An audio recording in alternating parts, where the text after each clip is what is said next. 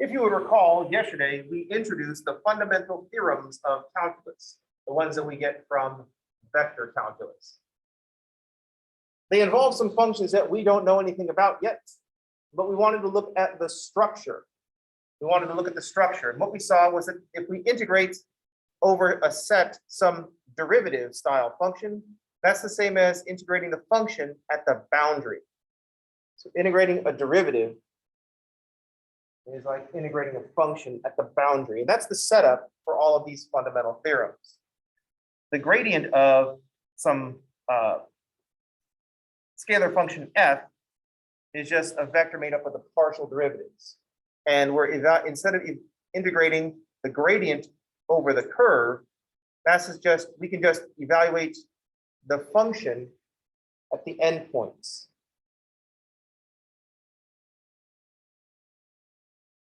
Stokes theorem has a similar setup.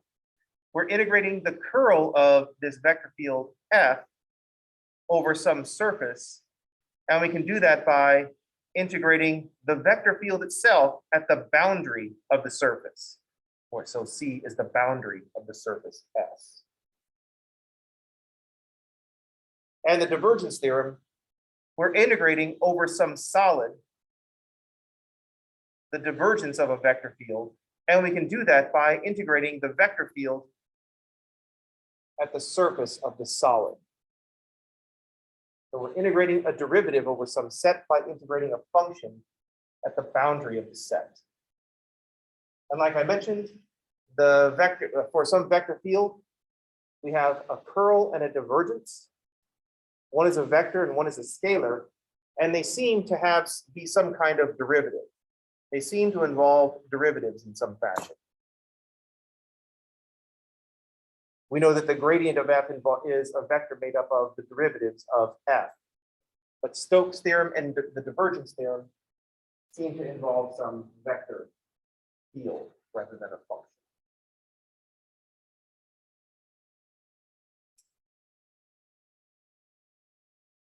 Not moving around enough.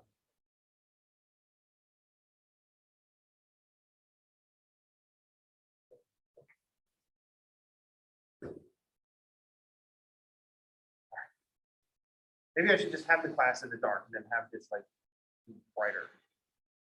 Make the class more cinematic that way. You want to make in the movies, they always make scenes too dark and you can't tell what's going on, which is perfect for a math class. If it was in the dark, we'd still not be able to tell what was going on. There just wouldn't be some fight happening. It would just be, math. But it'd still be too dark to see what was going on. So I don't know what's going on here. What? You can read it just fine. Yeah, but we just trying to explain math. And so I don't know what's going on. So it fits. All right. What we want to bring up today is the dot product. A lot of these are based on some dot product.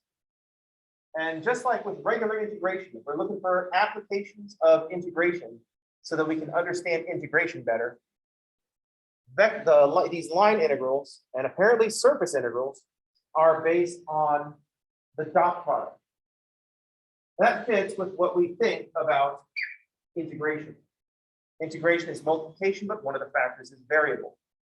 If our factors are vectors, then the multiplication could be dot products or cross products. Looks like I seem to care mostly about dot products in this scenario. So let's think about what a dot product tells us.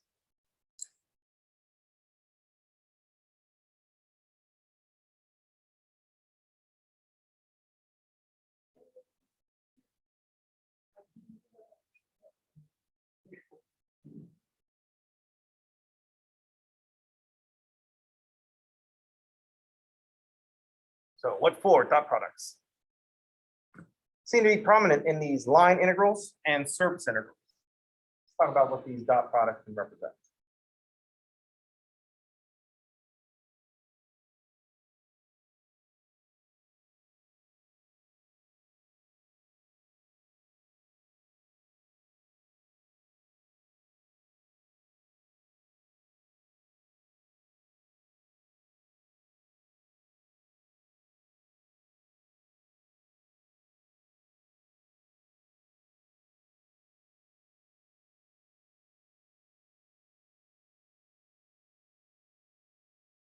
We have a couple different definitions of the dot product. We know that U dot V is just the sum of the products of the corresponding components.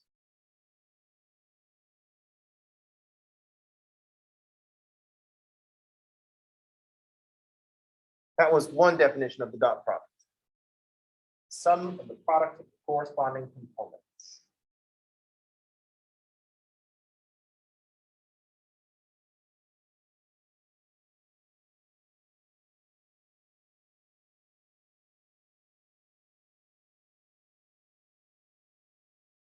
I keep almost talking about integration by parts because I keep writing UV. I should have picked different names for my vectors, but every year, same thing. The other idea that we have for the dot product is that U dot V is the magnitude of U times the magnitude of V times the cosine of the angle between them. Product of the magnitudes and the cosine of the angle between the vectors.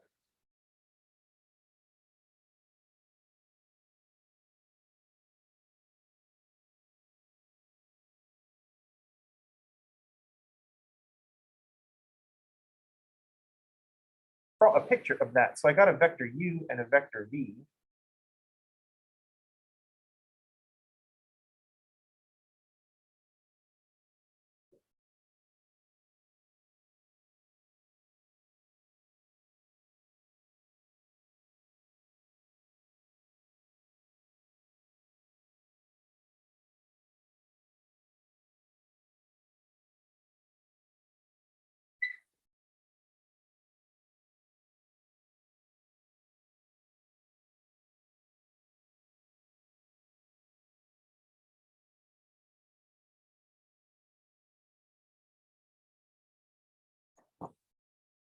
So here are the pieces that we have.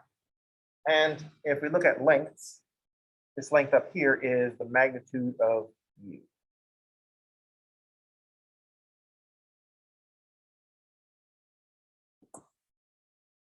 And then down here is the magnitude of U.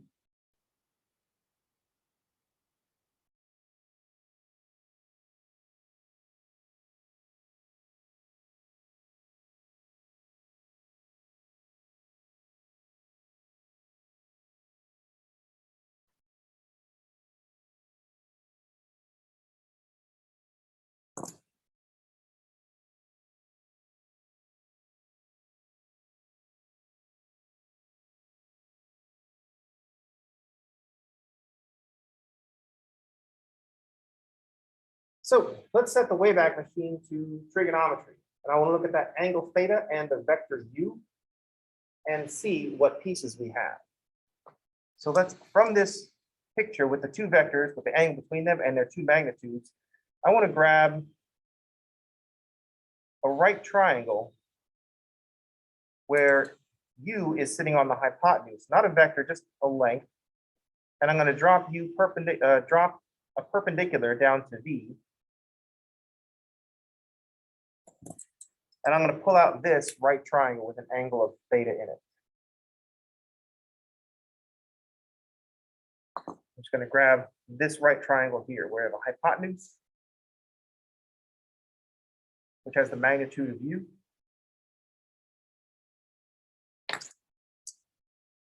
I've got a line in the direction of V.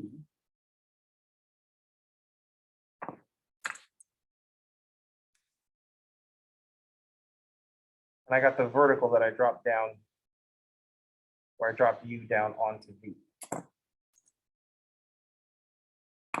And I still have my angle theta. Yeah.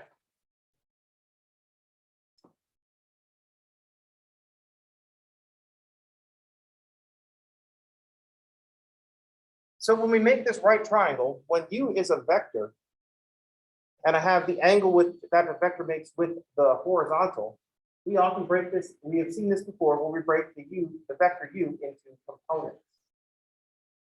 and we just think about the magnitude. So down here on the bottom, this is adjacent to the vector u. So this is the magnitude of u, that's the hypotenuse, times the cosine of theta. In physics, since we usually make that horizontal for our convenience, we call that the horizontal component. Then the vertical component, the opposite, will be the magnitude of u times the sine.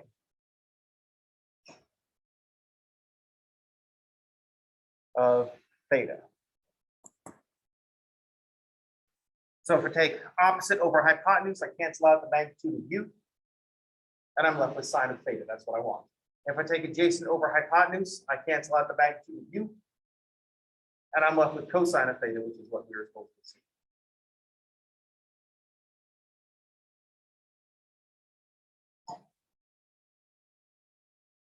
So the magnitude of u cosine theta is the amount of u, the component of u in the direction of v. We usually, for convenience sake, see, it's still legible.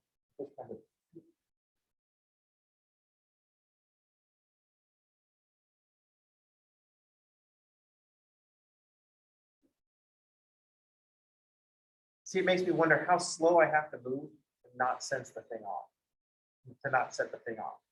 And if there are any dead spots. Like if you were going to perform a heist in this room, that's the kind of thing you want to know. How slowly do you have to walk in front of the screen to not make the lights come on? So we're going to look at the magnitude of u cosine theta as the component of u in the direction of v.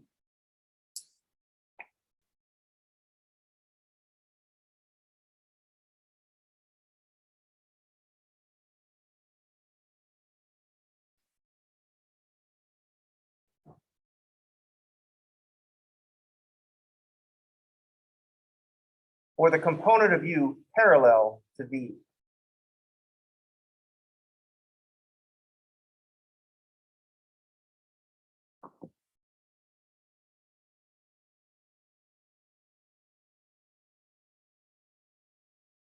And the magnitude of u sine of theta is going to be the component of u perpendicular to v.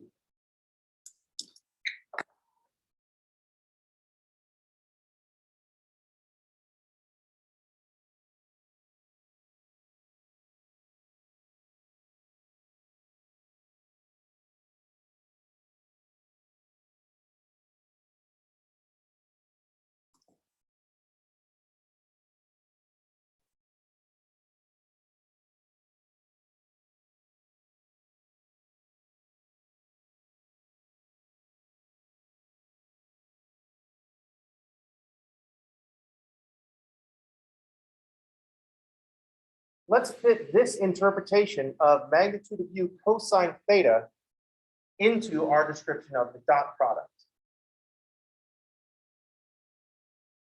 So our dot product is u dot v is magnitude of u, magnitude of v, cosine of theta.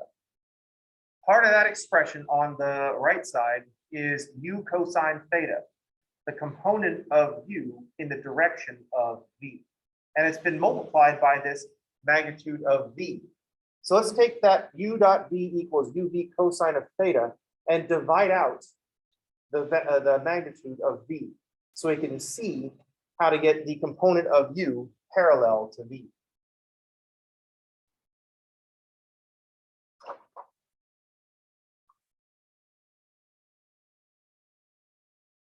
Going backwards today.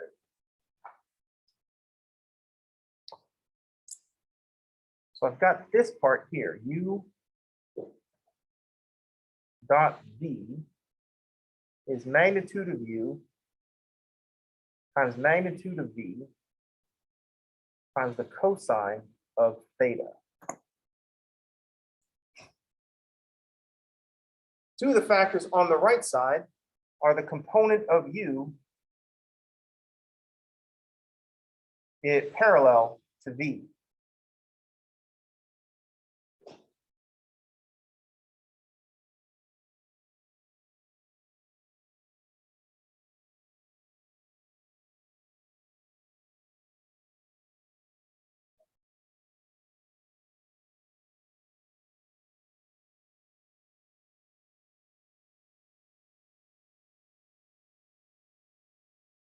So if I solve for that part,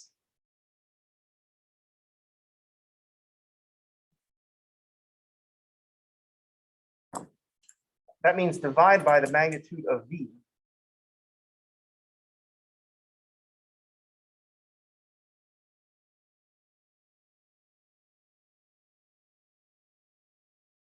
U dot v over v. And now if I adjust the way that I view this second dot product, I understand how scalar multiplication affects the dot product multiplication. I can write this as u dot v over magnitude of v.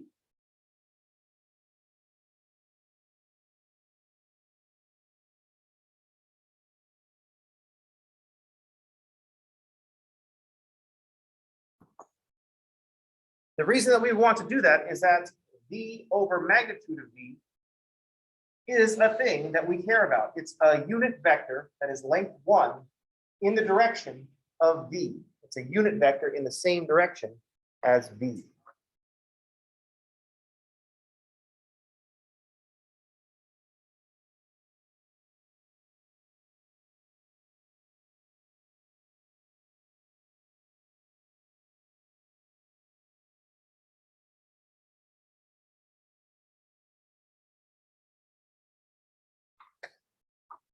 So there's a unit vector in the direction of v.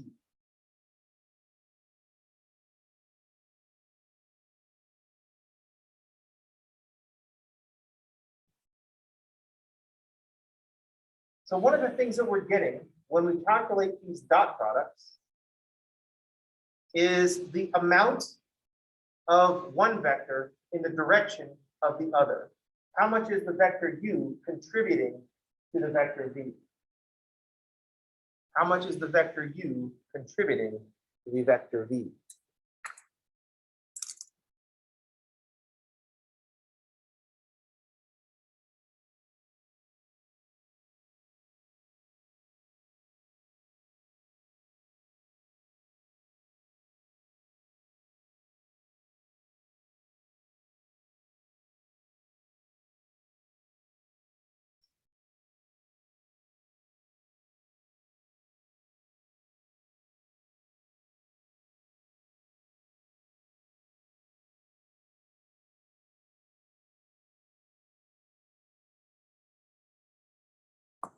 Is that vector u helping or hurting?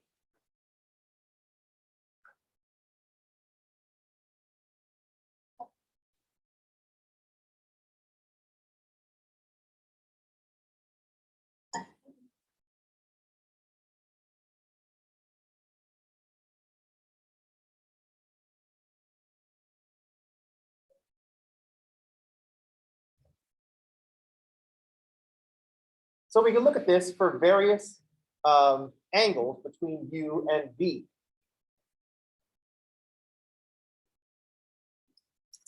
So for example, if the cosine of theta is 0, or sorry, if theta is equal to 0, we're just going to use degrees. I got a trig class right after this, and we're still in degrees. We've done radians, but the thing that we're doing right now is a degree thing. I mean, I'm not that irresponsible.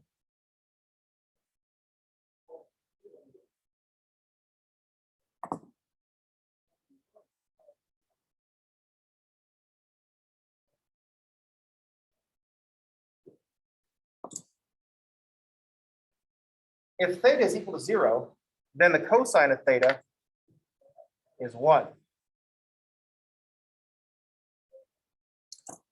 U and v are working towards the same task. 100% of u is going in the direction of v. All of u is going in the direction of v.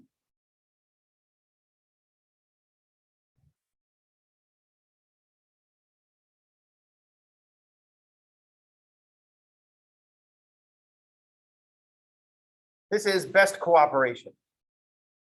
Here we have teamwork makes the dream work. All of u and v, maximum cooperation. If theta is some acute angle,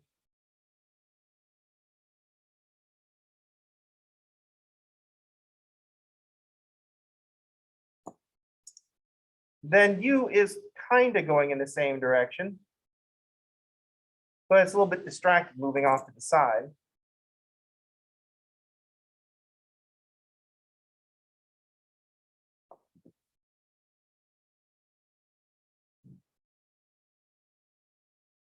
Here's our theta in between them. So U is helping with V. It's roughly pulling the same direction as V, but only some of it. There's only a portion of it that's pulling in the direction of V.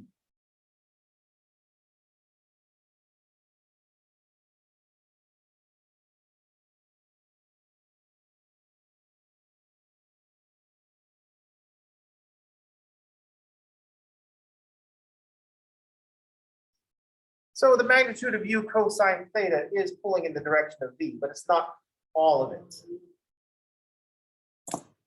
This makes sense. Cosine of an acute angle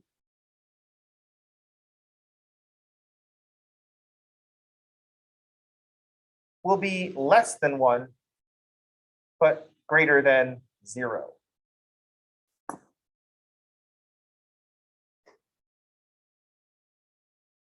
So that will be the per unit contribution of U to V. Some of U is contributing to V.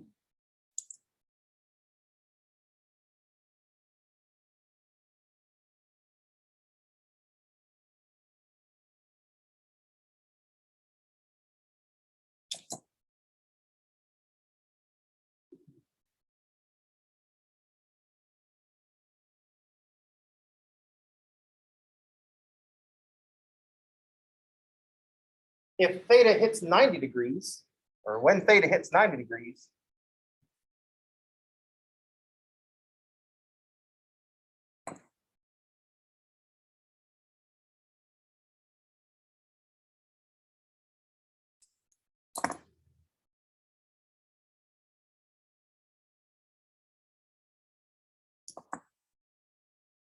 in this case, cosine of theta is 0. So here, the cosine of theta is equal to 0. The component of U in the direction of V is 0. U is not helping at all. That's bad grammar. You are not helping at all.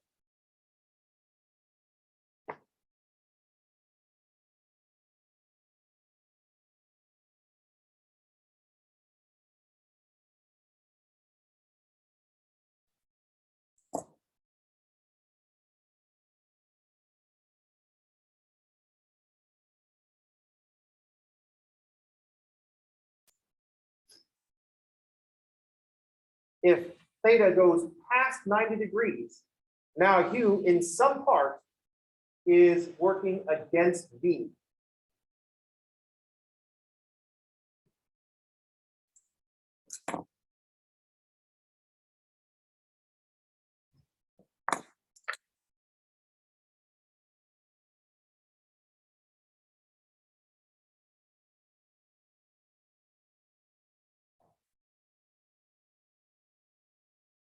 Once theta goes past 90 degrees, now U is going, at least in part, in the opposite direction.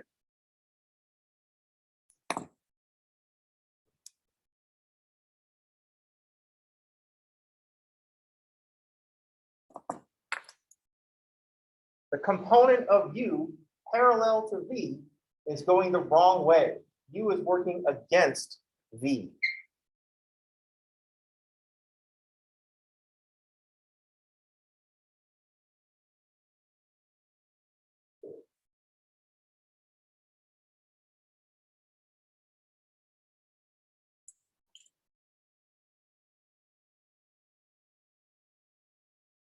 This makes sense because for theta between 90 and 180, that's for theta in the second quadrant. Cosine is negative.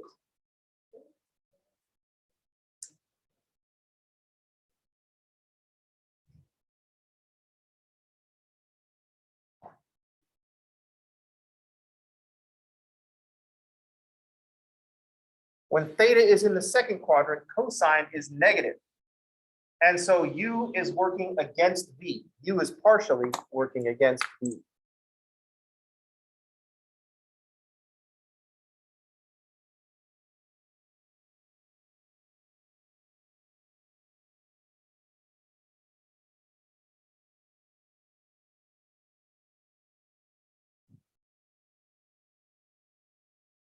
The magnitude of u cosine theta is going to go in the wrong direction.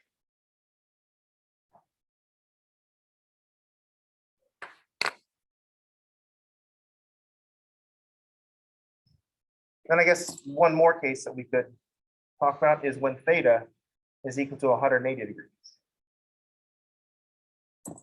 Now all of u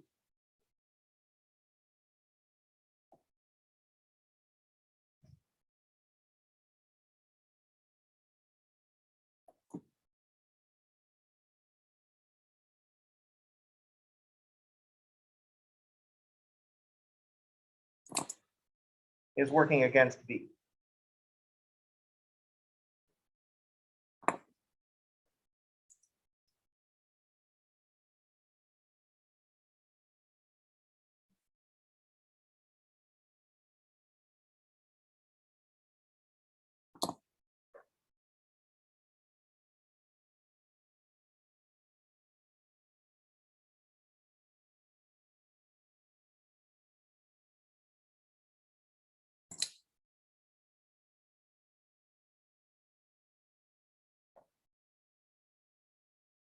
All of u is in direct opposition to v.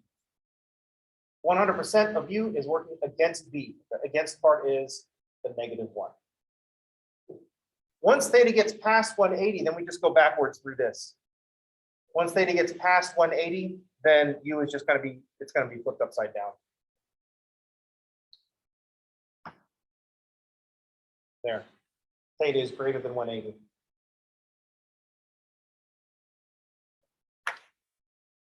That would mean that between 180 and 270, we're in quadrant 3. Cosine is still negative. When theta is equal to 270, that's just right angle in the other direction. And then when theta is in the fourth quadrant, that's just acute down below. So u is back to working with.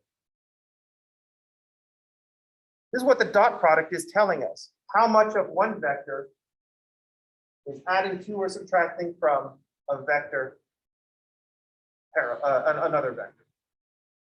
That's one of the things that we can do with the dot product. How much is one vector helping the other vector? Any questions?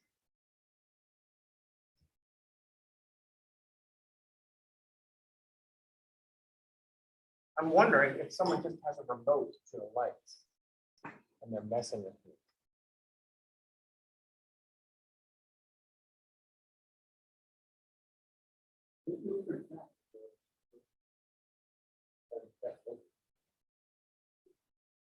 Any questions? So these are different categories of dot products. We start off with teamwork makes the dream work. V is like, oh yeah, let's go, you. V is like, oh hey, thanks for the help. Not 100% commit. U is not 100% committed, but at least it's helping a little bit. At 90 degrees, V is like, oh dude, why are you even here? And then in the second quadrant, between 90 and 180, V is like, oh man, you're holding me back. What the heck? And then when theta is equal to 180, V is like, oh, you traitorous scum. What the hell, man? Get out of here. You know what I mean? As theta increases, V just gets more and more annoyed with you. Not y'all, but like the vector. I should have switched their roles, but. Any questions? That's the way we want to think about dot product. We want to think about the dot product saying how much of one vector is either helping or hurting another vector. Vectors working for, working against. That's one of the things we could think about with the dot product. This is important, and one of the reasons that we start with force times distance is we care about when we have force times distance in single variable calculus, everything is going in the same direction. Whatever force is being applied, it's all going in the same direction. Here, we can break that force moving through the distance with the force pushing at an angle. So if I push at this on this table at a 45-degree angle, some of my effort is going to push the desk along the wall. Some of my effort is going to push the desk into the wall.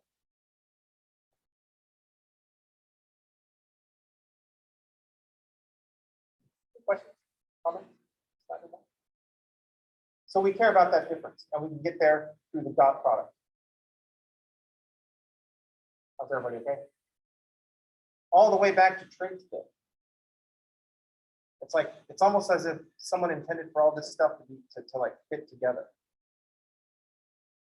and make sense. Then we can have discussions about whether math is discovered or invented. Is this just sitting there, or did we invent this? I think certainly the language is invented, because all languages are just invented. People are like, well, that's just a made-up word. All words are made-up words. Any questions? We have a vote for discovered in the chat.